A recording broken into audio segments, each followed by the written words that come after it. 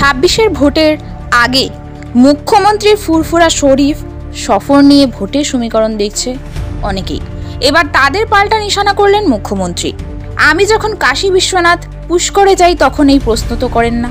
ফুরফুরার ইফতারে যোগ দিলে প্রশ্ন উঠছে কেন? সম্প্রতি বার্তা দিয়ে শুভেন্দুকে জবাব দিলেন মুখ্যমন্ত্রী মমতা বন্দ্যোপাধ্যায়। ফুরফুরায় ভোটের রাজনীতি।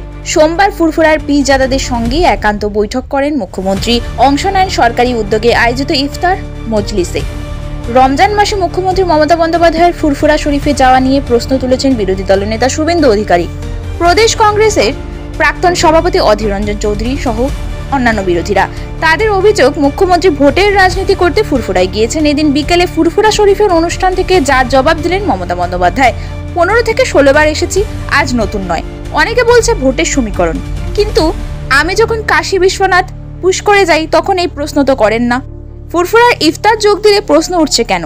সম্প্রতি বার্তা দিয়ে বিরোধীদের নিশানা মুখ্যমন্ত্রী মমতা বন্দ্যোপাধ্যায়ের। মুখ্যমন্ত্রী বুঝিয়ে দেন, বিরোধীদের এই ধরনের রাজনীতির অভিযোগ নিয়ে তিনি বিরক্ত। কিছু টিভি চ্যানেল কমেন্টস করেছে এটা কি ভোটের সমীকরণ। আমি তাদের বলি, আমি যখন কাশী বিশ্বনাথে যাই এই কোয়েশ্চেনটা করেন না। আমি যখন পুষ্করে যাই তখন তো কোয়েশ্চেন করেন না।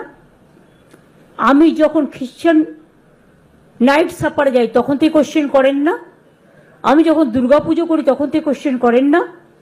আমি যখন কালী পুজো করি তখন তো কোয়েশ্চেন করেন না। আর জেনে রাখুন, আমি খ্রিস্টানদের ফেস্টিভ্যালেও যাই, আমি ঈদ মোবারকেও যাই, আমি ইফতার নিজে করি এবং রোজাতেও যাই, ইফতারেও যাই, ঈদেও যাই। আমি পাঞ্জাবিদের গুরুদ্বারেও যাই, গুজরাটিদের ডান্ডি নাচেও যাই, দোল পূর্ণিমাতেও যাই, মহাবীর জৈনের কাছেও যাই। আমি মনে করি বাংলার মাটি সম্প্রীতির মাটি, সাম্প্রদায়িক সম্প্রীতির মাটি।